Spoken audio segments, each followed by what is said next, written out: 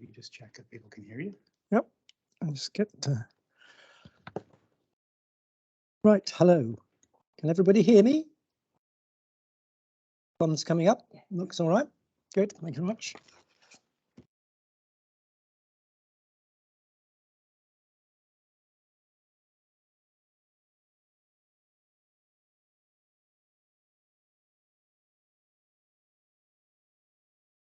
Okay, we're going to start the afternoon session with a keynote, developing institutional level fieldwork, and then we have a change in the order.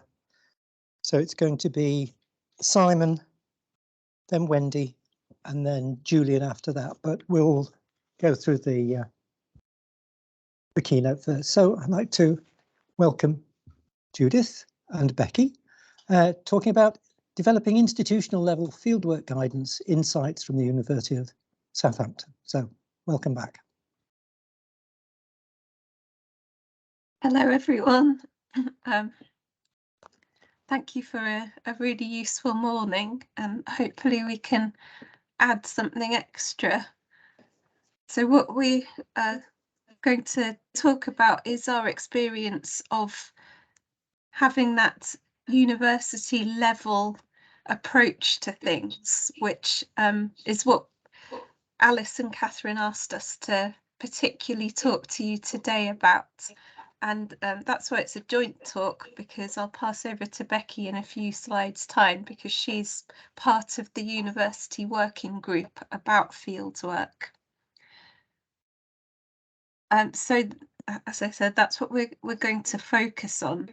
And sorry, the view, I can't see the slide very well. See what we put on it.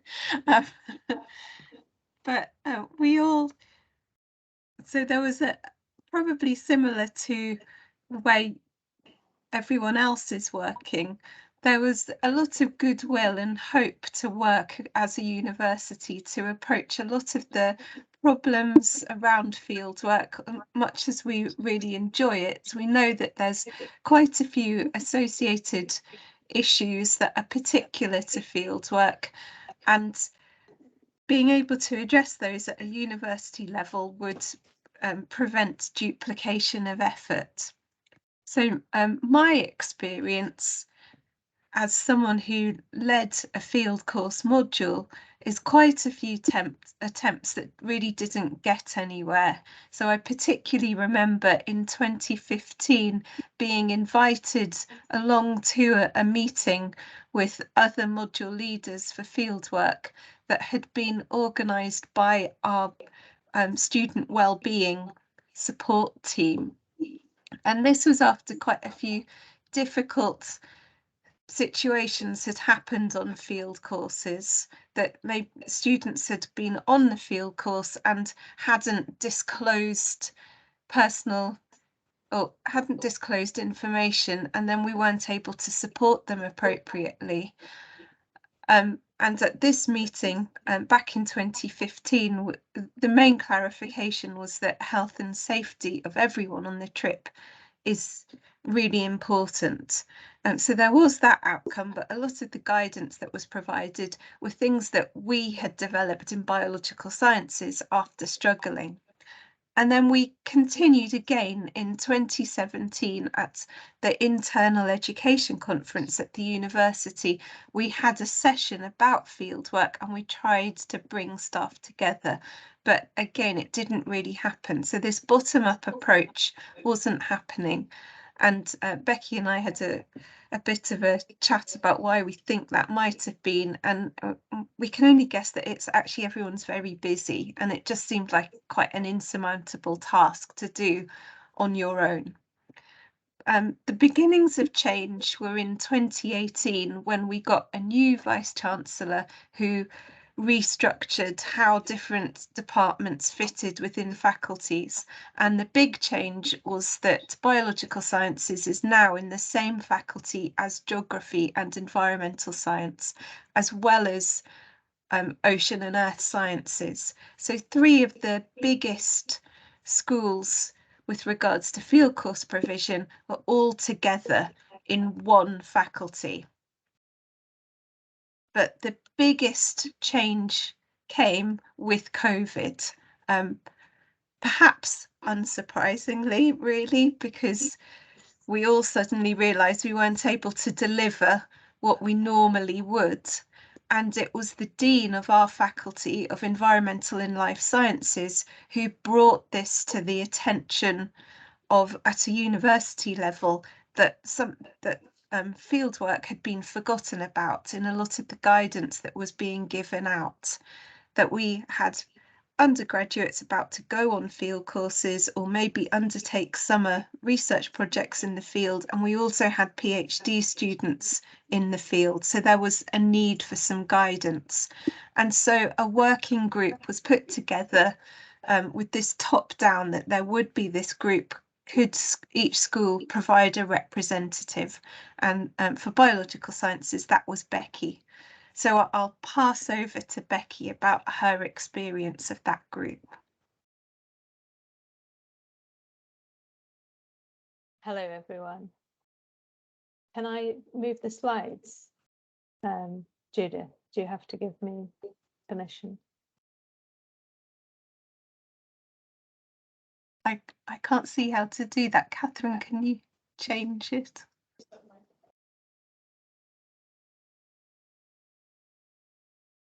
If you just try and taking control at the top Yeah. of the screen, not Brian, but Okay, I have taken control. excellent. Sorry. Great, okay. So as Judith said, I was the representative for biological sciences on this working group. And together, this group covered all the schools in the university that taught field classes, including, you can see some, the most of the ones I could remember there: geography, biological sciences, ocean and earth sciences, those you'd expect, but then a few you probably wouldn't expect: physics, the business school, social sciences. So the really great thing about this was it was truly cross-disciplinary and really diverse. Alongside the representatives from each school, we also had the faculty health and safety lead and also the associate dean for education. And that the associate dean was really important because she was the link in order to take our discussions, our advice, our recommendations back up to the education committee. And the group overall was led by Pete Langdon, who's from Geography and Environmental Sciences. So overall, I know a lot of working groups like this struggle because of attendance, but for some reason this actually just worked really well. So we were selected or picked as a representative, but we were told that if we couldn't turn up to a meeting, we were just supposed to find a replacement from our school and get them to turn up instead. And that worked really well, and it meant that almost every meeting we had around 12 people, sometimes more. And overall, that group probably has involved, I don't know, I would say probably 20, 25 people overall, as different people moved in and out.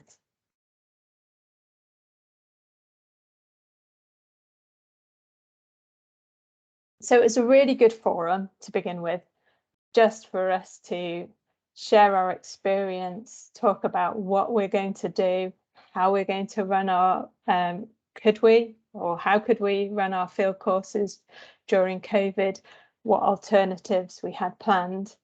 So first of all, it was a forum for discussion. And it was also we were also asked advice. So the university top down would say, look, this is happening. What do you think we should do? about next year's programs and so on. So it was very much a forum for discussion. But as well as that, we did create several outputs, proper outputs. And I'm going to talk about each of these in turn. And the important thing about these is they were really developed collaboratively. So we all, everybody was involved, all the schools. We had chance to, and any documents that were produced went round everybody who had been at the meetings to edit. So they're very much agreed documents. And they obviously drew on our own knowledge and experience, but we were also able to draw on our networks, people we knew from different universities who may have been doing different things. And of course, we drew on government and professional bodies' advice as well. So the first thing that we produced after our first few months of discussions were guidelines for how fieldwork could take place safely in a COVID world. So, of course, I'm sure everybody's had to do this and had to address this. I think for all of these things, the interesting point is that these were done collaboratively across the university. So, as Judith said, there were a lot of health and safety guidelines, particularly for lab work. It's always lab work, isn't it, that gets the priority. But there was a real recognition that, you know, washing our hands and wearing a mask was not going to cover it for our field trips. So we spent a lot of time considering all the additional problems that fieldwork presented and working out how we could best address these and make guidelines that others could follow. So the sort of things here we discussed and produced guidelines for were go, no-go deadlines to try and make things really clear well ahead of time that either things were going to go ahead or weren't. Of course, like everybody else in the when the first lockdown happened, we were due to take a group of undergraduates on a field course to Belize, flying out on the day of the first lockdown, and that was quite stressful leading up to that, and we didn't want to repeat the same thing. So we needed to make sure the students and the staff had real clarity a long time ahead, which meant having really quite early no-go deadlines. The other things we included in this document were guidance on testing, on group size, alternatives, how to produce alternative activities if the field courses didn't happen, how to travel safely, and how to carry out activities in the field safely and safely share equipment. And one of the key things I remember distinctly discussing was the impact on staff. So at one point we were actually told, you know, right, these field courses can take place. How are we going to do it? And a lot of people were thinking, oh, hang on, but we can't even see most of our families at the moment. Do we really want to, you know, the first thing we do that is, you know, outside our bubble is take a load of undergraduates on a field course? Or, you know, maybe it's too early and we need to wait so that actually staff feel more comfortable with that situation and have had chance to see their families first. So that was the first document, the first output that we had. And then we have three more key documents. So the first one you'll recognise elements of this. So as I said, the kind of chair of the group was a geographer, Pete Langdon. So you'll see that you'll recognise some of these key principles from Helen's keynote this morning.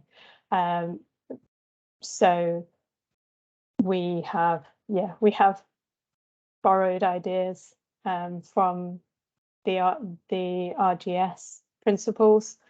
Interestingly, I think the reason we didn't, I think I'm trying to say, we didn't accept those principles of the RGS wholesale was not for any particular problem with them. It was more, right here, we were using those as a starting point and then deciding across the university what we wanted to include in our principles.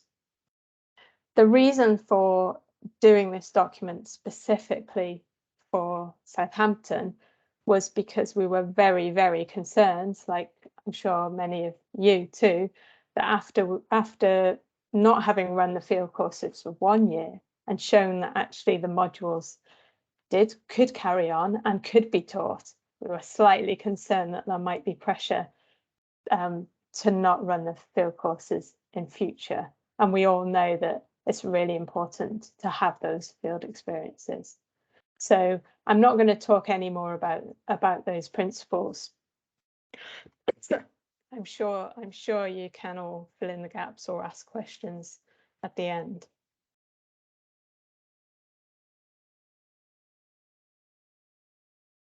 So the next I'm having real issues here. Okay. So the next document we created was a code of conduct for staff and students going on field courses. And interestingly, it was felt that this was really needed to make sure that everybody knew the behaviour was what was expected of them on field courses. And when we asked around the different schools, some had a code of conduct, some just accepted that, well, the university has a more general code of conduct. Some people had, recommendations that they gave when they had the sort of introduced field course modules. But we felt that we really needed to have the same document to apply to the whole university, whatever the subject, and that could incorporate everything that we wanted to. So I'm not going to go into details on the code of conduct in particular, but you can see some of the key points here. And I think that one of the key points, well, the two key points, I suppose, one is that we want to make field courses a safe, rewarding and enjoyable experience for everyone. But beyond that, we wanted to show that actually there was an expected behaviour of students, and we know that some people don't always adhere to that, and so staff in the end do have the ability to either not take students or to send students home from the field. And so the third document that we produced was about providing guidance for staff to support students with additional needs on university fieldwork. And this built on the 2015 document that Judith mentioned at the beginning. But in the intervening time, I joined the university in 2017. And I had never seen, I'd run multiple field courses, and I had never seen this, the other document that was made in 2015. It was kind of buried somewhere. And a lot of other people said the same. So this was resurrected, completely redeveloped with the help of the student support services, and has made this a really useful document, which certainly my colleagues have said, actually, that's really useful, and we have used it. We've put those things into practice for our field courses this year. So this provided a framework for how staff should deal with decisions about students' fitness to attend a field course or field work, or to continue with it should an incident happen in the field. So this is very long document. So I'm just going to mention a few of the key points. It includes information on the staffing requirements, about alternative assessments, again, should they be needed, about disclosure of needs from students, and in particular the late disclosure, which is often the problem that we have, that we find out too late, or we don't find out until we're on the field courses. It also includes information about how to liaise with the student services, so we can get their advice on specific students' issues as well. It talks about what we should have, creating a grab pack of information, particularly useful in an emergency. It mentions how we should manage incidents and the situations in which we should consider and how we should send students home. So we actually have specific guidance on which situations it is okay to send students home and which situations it obviously would be inappropriate. And some of following all that information, like I said, the grab pack has been really useful. A lot of us did something really quite similar before, to be honest, but it really clarified the information that should be there. And the other thing that I found really useful is writing an emergency response protocol. So what do we do if this happens? What do we do? So flowcharts galore. So as I said, those were the actual outputs, physical outputs, or you can find them online. But I also want to talk about how this group and how the sharing of knowledge has changed our fieldwork practice.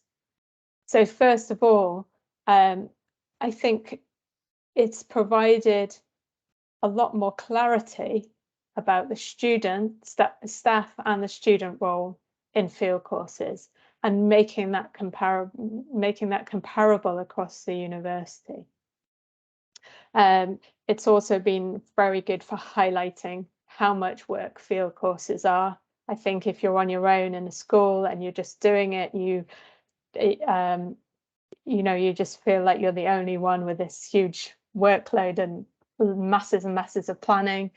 And it was really good to actually share that information, talk about it, and talk about how different schools dealt with it.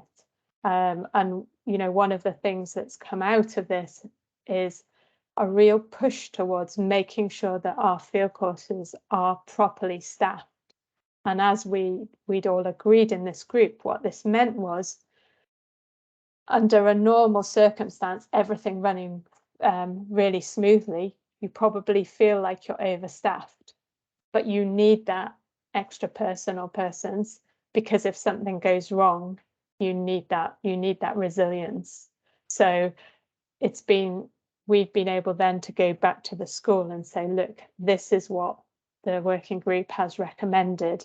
We need to have this staffing level, and it certainly worked for us. We were able to take an extra person on one of our field courses because of that. So overall, I feel it's given us a lot more consistency across the university, both across a whole, not just not just in our response to COVID, but across a lot of different issues regarding running and planning field courses. As I've mentioned, it's been a great network for accessing and sharing resources. Judith and I found it particularly useful that we needed lateral flow tests for our field courses, considered asking all the students if they could get a box and bring it, and then realize actually somebody mentioned, well, there's this person in the university who organizes all the lateral flow tests. This was when after they'd stopped giving them out for free at the university, but they still had a big store. So once we were able to then contact that person and get a huge box. So otherwise we would just not have known that that was possible. And it's also been a really good forum, an active forum for answering questions. So I think several times in the last kind of month or so, we've had staff coming to me, colleagues saying, oh, what about this? Could you find out about this, or see what everybody else is doing? Sorry. So I'm not saying that we're completely beyond COVID now, but I will say that the focus of the working group has moved beyond COVID. So clearly the firefighting of 2020, 2021 and has gone. I'd say that I still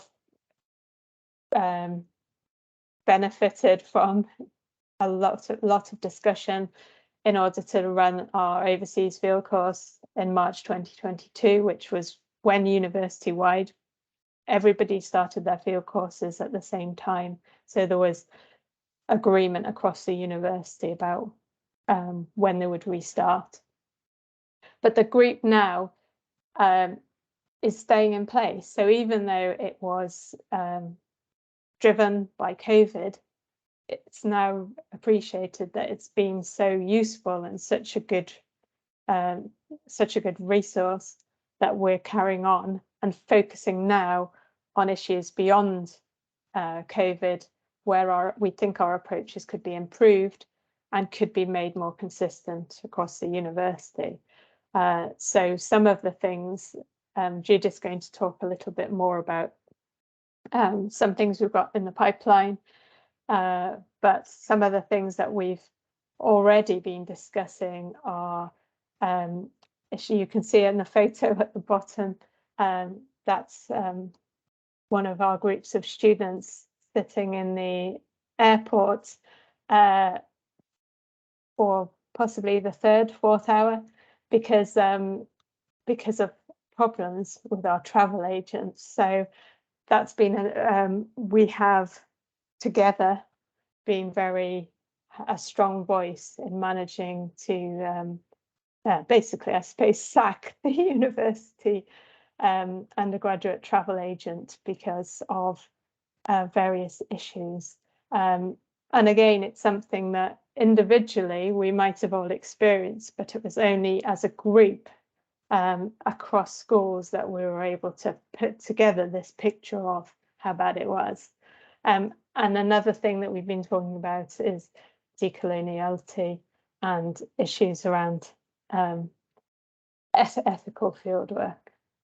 So we're probably moving forward. We're likely to be meeting still about 4 times a year, but we still got the Teams group in the meantime. So there's still possibility of asking and sharing questions and information between. So Judith's going to talk now about some of the things that the group is going to be addressing from now on.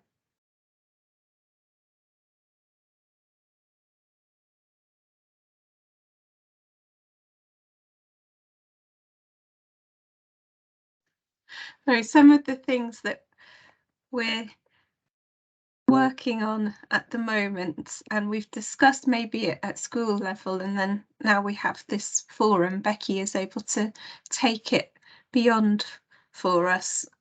So finance, the cost of fieldwork for students at Southampton University, any field course that's compulsory is covered by students' fees, but any optional modules, the students have to cover the costs.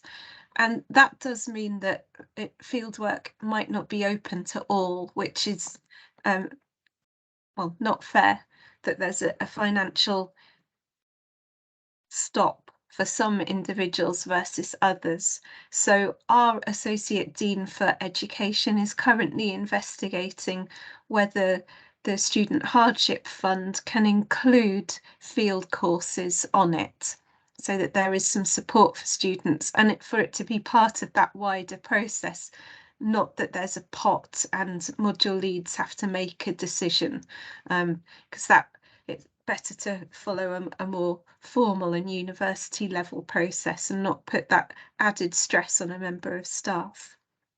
Then the second point about providing alternative assessments and adapting fieldwork. How much should we do? And well, I think we have to do a certain amount, but how much and how long will that take? And do we get support in doing that? Who does it come down to? So there's quite a lot of work to do about that, and that the students need to know that they can't just suddenly decide to switch on to the alternative one. So Becky reminded me that on our first year field course, a student decided that it just wasn't for him and he drove himself home. And we hadn't thought anyone would do that, but we had, luckily, one of our colleagues on the field trip is the senior tutor in our school, and so he had some ideas about it, and it meant that we could maybe have some consistency, at least within that academic year within our school. But it would be good again to have a university approach so that there's equity. And then thinking about staff members and being able to put in a position that maybe you feel not as confident in. So mental health training. We've started that in the School of Biological Sciences because we realised that the incidence of mental health issues were increasing year on year. And actually, in talking to students, there has been a big effect of the pandemic, and it's not going to go away soon. It's not going to just cycle out as we have students who had lectures online as opposed to in person. Anyone who's been through it and their education affected, their GCSEs, their A-levels, there's something there. And so we need to be aware of it, and staff need to feel that they're able to respond in an appropriate way. So mental health training is something that the fieldwork group has begun working on. So I went to that meeting, Becky couldn't make it, but it needs to progress a bit further. The sustainability, the work that's in progress, ethical approval for field courses. So that's also been mentioned this morning. So we require all university research now has to have ethical approval through our online system called Ergo. So there is a university level system, and it does include aspects of animal welfare. So in a way, there's a little bit of just destructive sampling in there, and it takes that cost benefit approach. But perhaps we could get that application form tweaked a little bit, because it's online, it's a smart application form. So if it said, will you be performing field work, maybe we could get yes, and then further questions to come up around maybe carbon footprint or other aspects. So that's something we can work on. And actually our colleague Kelvin, who happens to be in the picture on the slide, he's on the university ethics committee, so he's already talking about that. and the carbon footprinting. So at a university level, there's 2 interns currently developing models for each field course to estimate the carbon footprint. So that's beginning to happen as well. Then thinking about the ED&I element, things that are in progress and currently aren't there. We know a lot in biological sciences, most of our students, particularly on zoology and biology, most of them are female students, and so it's important to have female members of staff so that they can feel comfortable if something happens and maybe they don't want to talk to a male member of staff, but that does put a burden on female members of staff. So there's only me and Becky really within our school. Again, thinking about staff members, it's difficult to attend to go abroad somewhere if you've got young children, and that can create a bit of added anxiety. So there isn't a policy at the moment. Each school relies on thinking about what staff can and can't do, but perhaps having a policy would give a bit of peace of mind to everyone. And then an issue that's come up for us is about transgender students and sharing bedrooms or bathrooms. And the approach we've taken is that any students with any issues that come up in a survey, mental health problems and physical health problems, and we also are asking them about which sex they identify as. So we spoke to any who were non-binary and checked about how they would feel about sharing bedrooms. So it depends on the field site whether you're able to accommodate for that or not. And we did seek university guidance. What do we do? Because we didn't want to do or say something wrong, and there wasn't any there yet. But we were told talking to the students individually is a good starting point. So, so just to conclude that we've got the benefits of sharing the information, that we've got this strength in numbers, that we can make changes. It's not just one voice saying something, like changing the travel agent. And we've got a route through our associate dean about what happens at a university level. So we would recommend, if possible, to have something at a university level, and maybe it seems like there might be the starts of cross-institution guidance, but at the moment it does seem to be within different types of subjects, so geography guidance, rather than general guidance across universities. So thank you very much, and thanks to all of the working group.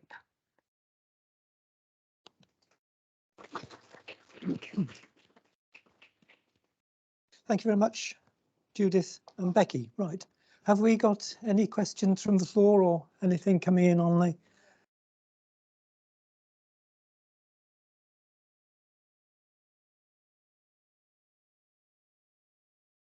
Thank you. Can everybody hear me online and see me? Brilliant. Okay. Thank you ever so much for that keynote. That was really interesting to hear an institution response to some of the things we've been talking about. We've just got a couple of minutes left for questions. So there was a question in the chat from Simon about asking whether students need to sign up to the code before they go, and do they have to do that at the start of each year? Simon, your video's on, you could ask the question yourself. Do you want to just give a bit of guidance on that, please? And do staff have to sign up?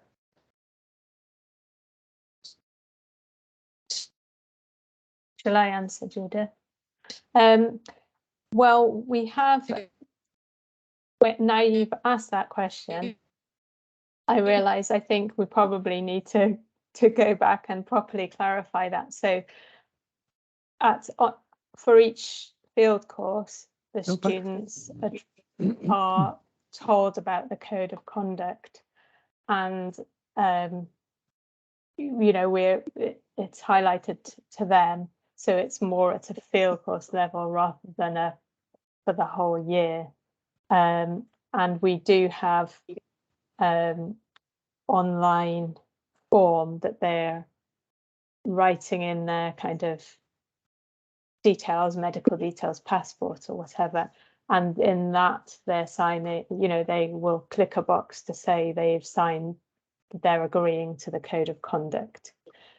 To my knowledge, the staff don't sign up, aren't asked to sign up to it, but are, you know, we are asking the staff to follow it. So there's a little bit of a discrepancy there, and I think it depends on whether the staff are filling in the same survey form as the students, which for some field courses they are and some they aren't. Brilliant, thank you very much.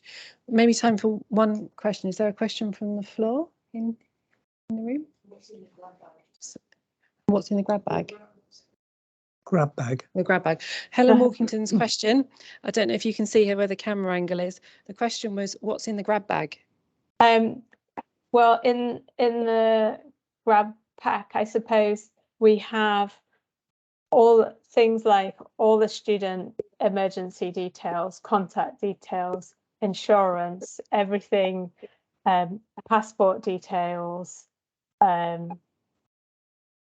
everything that you could think you might need in an emergency in one place, so that nobody has to go looking for it, and that every member of staff will know how to access that. So field courses have done that differently. So we go to Belize, we have a physical folder with all that in. I know for one of our other field courses, which has internet access, then all the demonstrators, all the staff are told how to access all that information online. But obviously in Belize, that's no good for us because we don't have internet connection. But I could give you a list. And we gave a copy of that to our student office as well. So they have all that detail in one place too. Yes, and I think one of the important things was also making sure that back in Southampton that we had somebody who was going to answer, you know, when there was a problem. We didn't try and get in touch with someone and find it was the weekend or nobody was in the office, but there was somebody who was designated as the university contact who could do something. Brilliant. Well, thank you ever so much. Thank you very much. I'll pass back to Brian. Okay, thank you.